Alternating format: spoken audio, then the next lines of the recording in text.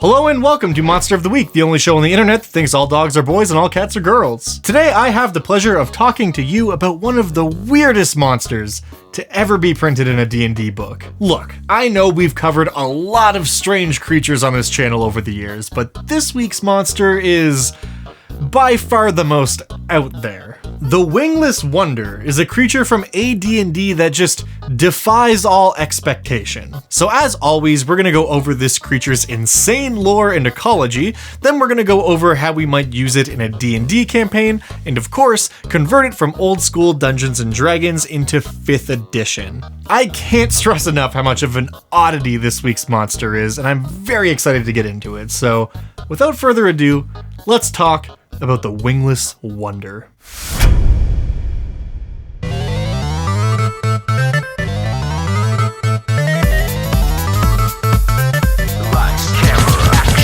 The Wingless Wonder, or alkada as it is known among sages, first appeared back in issue 40 of Dragon magazine, put to print in August of 1980, and it was created by none other than fellow Canadian Ed Greenwood. You know, the guy who wrote the Forgotten Realms setting. And while Ed's many contributions to D&D are truly countless, I feel like the Wingless Wonder might just be the crown jewel. So, what exactly is a Wingless Wonder? Well, as described in the original Dragon magazine article, they are small creatures with bulbous egg-shaped bodies. They have two very weird suction cup feet, a nest of tentacles for hair, and a pair of very small arms that the creature constantly flaps about as if trying to fly. Hence the name, Wingless Wonder. Despite having two massive eyes, this creature is utterly blind beyond a 10-foot radius, so they just kind of stumble their way through life using the tentacles on their head to help navigate and explore. But not only is this creature clumsy, legally blind, and kinda weird looking, they're also really stupid. However, they do have a couple natural defenses to help them out. For one, they emit an aura of anti-magic within 10 feet that completely shuts down all sources of the arcane, effectively making this creature immune to anything magical. They also have a built-in deterrent known colloquially as the death scream, where when they die, they emit a wave of psychic energy that only harms creatures who have harmed it. And their flesh is highly poisonous, meaning they don't often fall victim to predation. So with all that said, what exactly does a Wingless Wonder do? Well, not much. They are intensely curious, but given their lack of faculties, the only way they have to really explore the world around them is to just sort of meander around, checking things out with their tentacles. They are omnivorous, so they can and will eat pretty much whatever they come across, but they are especially fond of gems and other shiny objects. These shiny objects don't provide the Wonder with any amount of sustenance, mind you, but that doesn't stop them from eating shiny rocks regardless. In terms of relations with other members of their species, according to the magazine entry, they are bisexual icons. Every Wingless Wonder seems to be down to get down with any other member of their species. And when such a thing occurs, the end result is often both Wonders carrying around a fertilized egg, which they keep inside them for 6 months until it's time to lay the egg, which then promptly hatches into a baby Wonder. The babies will follow their parents until they are large enough to fend for themselves and eventually wander off in their own direction. Now at this point, you may be wondering, why did Ed Greenwood make this creature, and why am I talking about it? Why are we still here? Just to suffer? Well, as Ed explains in a video on his YouTube channel, the original entry in Dragon 40 was a stripped down version of the Wingless Wonder that didn't contain any of the Realms lore stuff he'd written for it. But fortunately, all of that lore was still preserved elsewhere. And real quick, I just want to give a shout out to Ed Greenwood's YouTube channel. He's been uploading lots of cool lore stuff about the Forgotten Realms, so if you're at all into that, there is literally no better source than the man himself. I'll leave a link to Ed's channel in the pinned comment on this video, and I highly encourage you to go check it out and tell him I said hi. Now, back to the Wonder. The next time they would appear would be in the Menzoberranzan box set released in 1992. As you might imagine, this set was all about the famed Underdark city, Menzoberranzan. Here we get a much more in-depth account of this monster. All the stuff we've gone over remains true. However, there is also a really interesting detail added. It turns out that between 20 and 25% of wingless wonders are actually wizards or other spellcasters who were transformed against their will into this form. See, there's this nifty little spell called Thaler's Wonder that, when cast on a target, acts sort of like true polymorph, except it only transforms the target into a wingless wonder. Apparently, in the Forgotten Realms, it was somewhat of a fad among wizards who had won a spellcasting duel to transform their defeated enemy into a wingless wonder and set them loose. While transformed, the victim has all of their stats and abilities replaced by those of a wingless wonder, except for their intelligence. And this transformation is entirely permanent, at least until someone casts Dispel Magic or Remove Curse on the affected wonder. But since wonders can't speak, the transformed wizard has no way to communicate this with anybody around it. And that's horrific.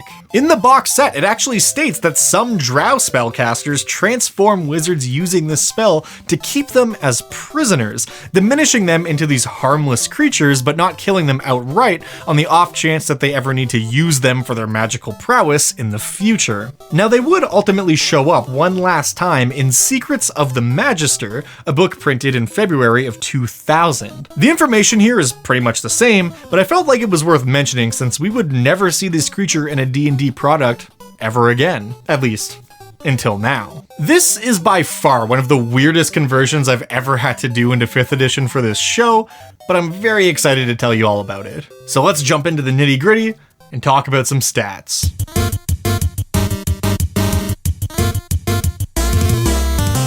It should come as no surprise that the Wingless Wonder is an exceptionally weak creature. Clocking in with a challenge rating of 1/2, they are not much of an immediate threat. When left to their own devices, they will literally never engage in combat.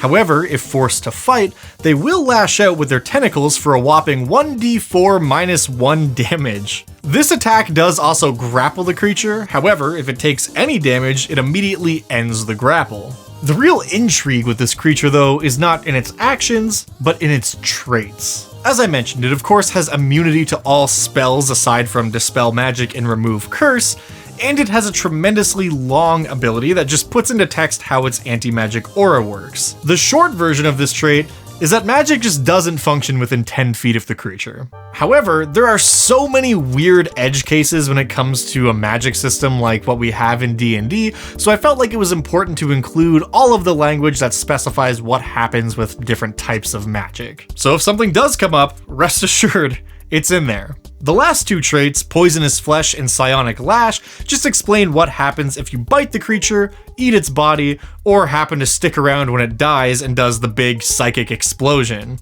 All in all, very straightforward. They're also immune to fire, apparently. But a lot of the time that's not gonna matter because wingless wonders are extremely averse to combat. They tend to very shyly make their way through life, so if at all possible, they're likely going to avoid combat and try to find some new shiny rocks to eat instead. But I mean, grand strategy isn't exactly why I decided to cover this thing. This is a monster with so much plot hook potential, and I'm really excited to dive into that. So let's move on and talk about how we might use this creature at the game table.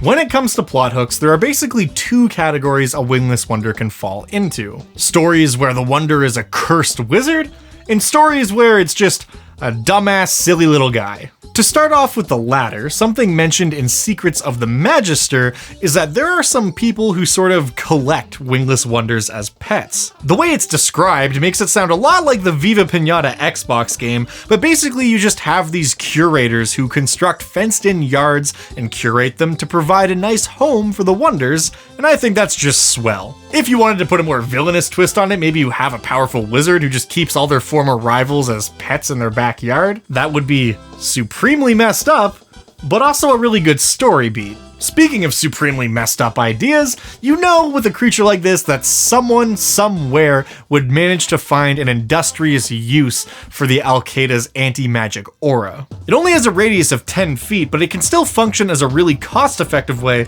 to shut down powerful magic. Maybe you've even got a villain who protects himself by building a fortress where the walls are all lined in caged alkadas to act as a sort of makeshift barrier. Or for something a bit less awful, perhaps a local temple uses an alkada as a means of removing curses and other malefic arcane effects. Or maybe the Wonder's just eaten a powerful magical item, completely unaware of what it was. This is great because not only is it fully in character for a wingless Wonder to just eat some random shiny object it found, completely uncaring about the side effects, but because of its natural anti-magic aura, any magical effects of that item would be shut down while it is inside the creature's gut. That would make it nearly impossible to detect this item using any kind of magic at all.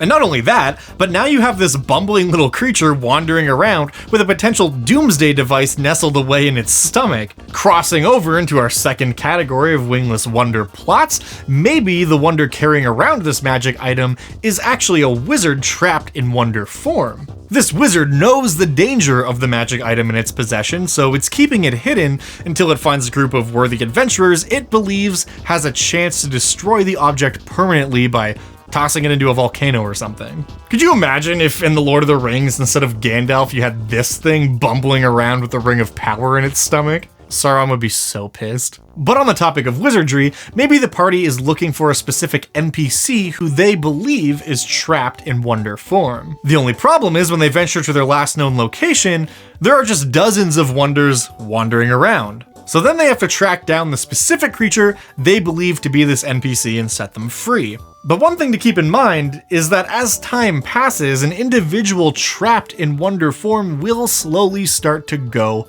mad. So while the person they are looking for might be freed from this Wonder form, depending on how long they were trapped, they could have some quirks ranging from just being a weird guy all the way to full-blown insanity. Insane, I tell you!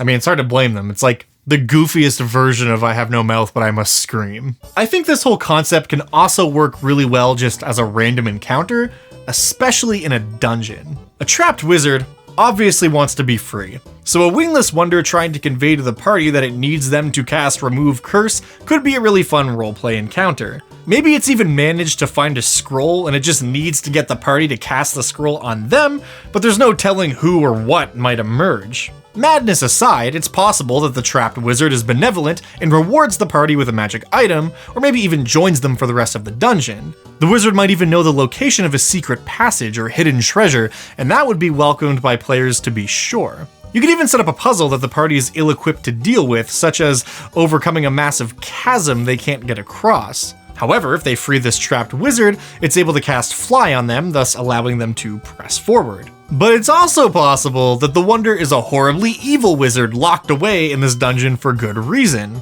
I actually love that as the start to an entire campaign. The party's just investigating this ancient dungeon and finds a wingless Wonder, frees the wizard trapped inside, only to unleash like a level 20 necromancer hell-bent on taking over the kingdom, and now they're also totally insane. So suddenly, the main quest becomes a mission to take down the wizard they inadvertently set loose on the realm. God, I just love this weird little dude. I should also mention that in my 5th edition conversion, I've included my interpretation of what the spell, Thaler's Wonder, might look like in 5th edition. So this week, you're not just getting a stat block, but also a powerful transmutation spell. Whether you want to give your players access to that spell, or just keep it in your back pocket in case a wizard PC gets squirrely, is totally up to you. But no matter how you choose to use this creature, I had a ton of fun researching this monster for the video, and I hope you enjoyed listening to me talk about this weird egg-shaped friend who can potentially also be a horrible body horror experience. If you do want to use this creature, linked in the pinned comment down below is a Google document containing everything you will need to run this monster at the game table, and if you are one of my lovely patrons over on the Dungeon Dad Patreon page, you can find the high-res PDF that contains all the same information as the Google document, but it's presented in a much more fanciful way and includes the new artwork and everything. Speaking of artwork, thank you so much to Maxwell Polikoff, this week's artist, for knocking it out of the park. And a massive shout out to all you patrons watching. Thank you so much for believing in me and supporting what I do here. It truly means the most. I wouldn't be able to do this without you. And a special thanks goes out to our patron of the week. This week's randomly selected patron is Lore Junkie. Thank you so much for coming to me each week to get your fix, and thank you for watching. As always, please consider leaving a like or a comment on this video if you're not subscribed already. That also helps me out a ton. But most importantly, if there's a monster from a previous edition of D&D or another tabletop role-playing game you would like to see brought into 5th edition, complete with a deep dive into its lore and history, let me know in the comments below, or let me know in the Creature Suggestions channel over on the Dungeon Dad Discord, and who knows, you might just see it show up in a future episode of Monster of the Week. And that's all I got for you this week. Once again, thank you so much for watching. I truly appreciate it.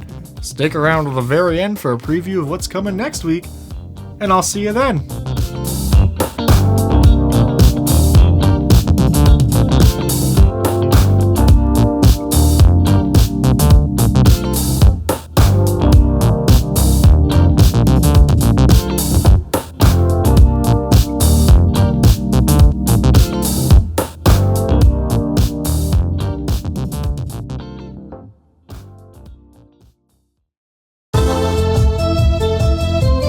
There's a new band coming to town. Try and get tickets while you still can.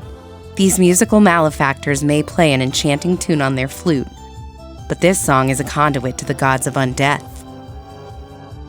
Next episode, Crypt Chanter.